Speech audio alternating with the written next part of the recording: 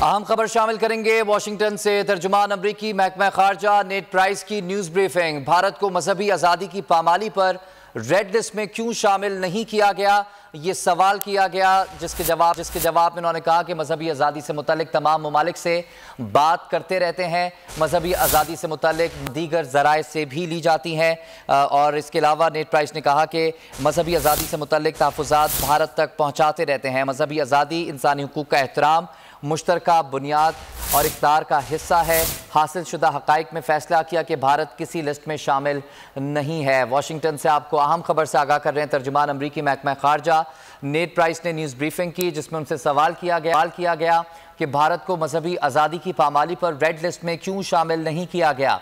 मजहबी आज़ादी से मुतल्लिक तमाम ममालिक से बात करते रहते हैं, ये कहना था नेड प्राइस का। उन्होंने कहा कि मजहबी आज़ादी से मुतल्लिक मालूमात दीगर ज़राए से भी हासिल की जाती हैं। मजहबी आज़ादी से मुतल्लिक तहफ़्फ़ुज़ात भारत तक पहुँचाते रहते हैं। मजहबी आज़ादी इंसानी हुकूक का एहतराम मुश्तरका बुनियादी इक़्तिदार का हिस्सा है।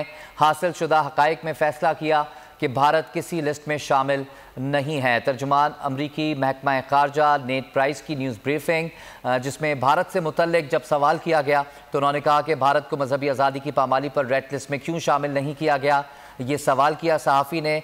जवाब में नेड प्राइस ने कहा कि मजहबी आज़ादी से मुतल्लिक तमाम ममालिक से बात करते रहते हैं। मालूमात दीगर ज़राए से भी ली जाती हैं और भारत से जो तहफ़्फ़ुज़ात हैं उसके बारे में भी उसको बताया जाता है। मजहबी आज़ादी इंसानी हुकूक का एहतराम मुश्तरका बुनियादी इक़्तिदार का हिस्सा है।